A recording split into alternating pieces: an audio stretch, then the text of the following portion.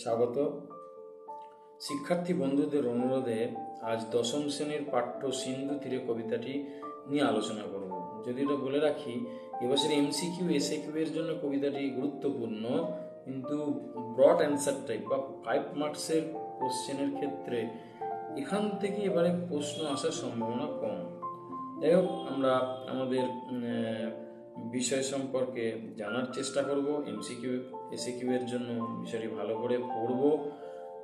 কবিতাটি আমি সমগ্র আলোচনা করব দুটি পর্বে। আজকে প্রথম পর্ব নিয়ে আলোচনা করি। প্রথমেই বলি সিন্ধু তীরে কবিতার নামকরণ। নামকরণ খুব গুরুত্বপূর্ণ বিষয়। দেখো, নামকরণের মধ্যে দিয়ে কবি কিন্তু তার আলোচ্য বিষয় সম্পর্কে একটা আভাস দিচ্ছেন, পাঠকদের মধ্যে কৌতূহল তৈরি করছেন। যেমন সিন্ধু তীরে, সিন্ধু কথার অর্থ সমুদ্র, তীরে মানে তটভূমি। তাহলে সিন্ধু তীরে বা সমুদ্রের তীরে এমন কিছু ঘটনা ঘটছে যেগুলো এই কবিতার যে ঘটনাটা এই কবিতার আলোচ্য বিষয়। এই বিষয় সম্পর্কে একটা ধারণা বা চিত্র পাঠক কিন্তু নামকরণ শুনেই তৈরি করতে সক্ষম হচ্ছে। এখানে কবির শ্রেষ্ঠত্ব। কবিকে সৈয়দ আলাওল, তিনি সপ্তদশ শতকের একজন শক্তিধর কবি। যদিও তিনি প্রাথমিক পর্বে আরাকান রাজসভার অশ্বারোহী সৈন্যদলের সেনাবাহিনীতে কাজ করতেন, পরবর্তীকালে মাগন ঠাকুরের আনুগত্যে তিনি তার লেখনীতে মনোনিবেশ করেন। তার বিখ্যাত সমস্ত কাব্যের মধ্যে অন্যতম হচ্ছে পদ্মাবতী, সপ্তপয়কর, তোহপা, দারা সেকেন্দার নামা। আমাদের এই আলোচ্য কবিতাটা তার পদ্মাবতী কাব্য থেকে নেওয়া হয়েছে। আবার অনেকে বলেন এই পদ্মাবতী কাব্যটা তিনি রচনা করেছেন হিন্দি কবি মোহাম্মদ জায়সির পদুমাবত কাব্যের অনুসরণে। মনে রাখতে হবে আমাদের। এই কবিতাটার মধ্যে যে ঘটনার কথা বলছে তার আগের একটু কাহিনী বললে এই বিষয়বস্তুটা বুঝতে আমাদের সুবিধা হয়। তা রাজা রত্ন সেন পদ্মাবতীকে নিয়ে সিংহল থেকে নিয়ে তার রাজ্যে যখন ফিরছিলেন, সেই সময় বলা হয় সমুদ্র তার ব্রাহ্মণের ছদ্মবেশে রাজার কাছে কিছু দান সামগ্রী প্রার্থনা করেন। কিন্তু ব্রাহ্মণ এর দান সামগ্রী কিসের প্রয়োজন? এই যুক্তিতে রত্নসেন তাকে প্রত্যাখ্যান করেন, তাকে অপমান করে দান কিছু প্রদান না করে বিতাড়িত করেন। এতে সমুদ্র আর কি অপমানিত হয়ে প্রাকৃতিক দুর্যোগ সংগঠন করে, যার ফলে যখন নৌকা করে ফিরছিলেন তখন কিন্তু সেই নৌকা প্রাকৃতিক দুর্যোগের মধ্যে পড়ে এবং নৌকা ভেঙে যায়। তখন নিজেদের বাঁচানোর জন্য রাজা রত্নসেন পদ্মাবতী এবং তার সখীদের একটা ভেলায় তুলে নিয়েছিলেন, কিন্তু সেই ভেলা বা মাঞ্জস দুটুকরো ভাগে ভাগ হয়ে যায় এবং রত্নসেন আলাদা হয়ে পড়েন রানী পদ্মাবতী এবং তার সখীদের থেকে, এবং সেই সখীদের ভেলা বা মাঞ্জসটি পরবর্তীকালে সমুদ্রের তীরে এসে পতিত হয়। তারপরের ঘটনা কিন্তু এই কবিতায় উল্লেখ করা হচ্ছে। লাইন টু লাইন চলো পড়ি, তাহলে বুঝতে সুবিধা হবে। কি বলছে? কন্যারে ফেলিল যথা জলের মাঝারে তথা। অর্থাৎ পদ্মাবতীকে কন্যা সম্বোধন করা হচ্ছে। সে এসে কোথায় পড়লো? সমুদ্রের জলের মাঝখানে, যেখানে সমুদ্রের জল এর গভীরতা অনেক বেশি, যে সমুদ্রের জলে সে পড়লো। মানে পদ্মাবতী সমুদ্রের জলে বা সমুদ্রের মাঝখানে জলে পড়ে গেল। দিব্যপুরী সমুদ্র মাঝার, সেই সমুদ্রের মাঝখানে যেখানে সে এসে পড়লো সেখানে হচ্ছে দেবতাদের বাসস্থান। যেমন সুন্দর পুরীর মতো হয়, অট্টালিকার সাজে সজ্জিত হয়, সেরকম একটা সুন্দর পুরীর মাঝখানে সে উপস্থিত হলো।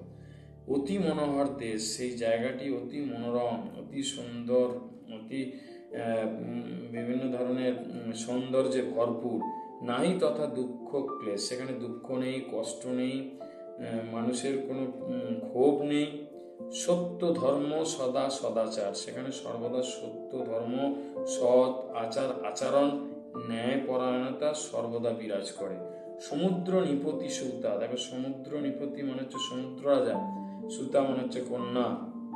পদ্মা নামে গুণজুতা, এখানে অনেকের মধ্যে কনফিউশন তৈরি হয় যে রানীটার নাম কি আর সমুদ্র কন্যার নাম কি। মনে রাখবে, যার ক্ষতি হয়েছে সে হচ্ছে পদ্মাবতী, এইভাবে মনে রাখবে।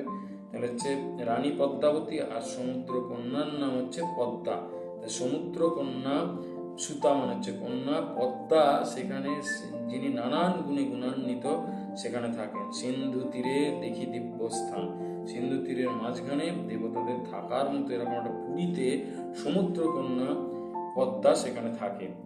উপরে পর্বত এক, তার চারপাশের বর্ণনা কবি কিরম দিচ্ছেন, সেই দিব্যপুরীর ওপরের দিকে রয়েছে একটা পর্বত, ফল ফুলে অতিরেক, সেই পর্বতে বিভিন্ন ফল ফুলের মানে আতিশয্য বাহুল্য, মানে বেশি পরিমাণে ফল ফুলের গাছ রয়েছে, শোভা পাচ্ছে, তার পাশে রচিল উদ্যান, এবং সেই পর্বতের পাশে সুন্দর একটা বাগানও নির্মাণ করা হয়েছে। সেই বাগানে কি কি রয়েছে, নানা পুষ্প মনোহর, পুষ্প মানে ফুল, মনোহর মানে সুন্দর সুন্দর সুন্দর ফুল রয়েছে, সুগন্ধি সৌরভতর, মানে সেই ফুল থেকে সুন্দর সুমিষ্ট সুন্দর ফুলের গন্ধে চতুর্দিক পরিবেশ মম করছে, নানা ফল বৃক্ষ সুলক্ষণ, সেই গাছের মধ্যে ফুল তো রয়েছে এবং ফলও রয়েছে, যে ফলগুলো কালারফুল, বিভিন্ন রঙে রঙিন, তাহাতে বিচিত্র টঙ্গী, এবং তার মাঝখানে রয়েছে টঙ্গী, কথার অর্থ হচ্ছে প্রাসাদ, যে প্রাসাদে সমুদ্রকন্যা পদ্মা থাকে, হেমরত্নে নানা রঙ্গী, এবং সেই প্রাসাদের মধ্যে হেম মানে হচ্ছে সোনা,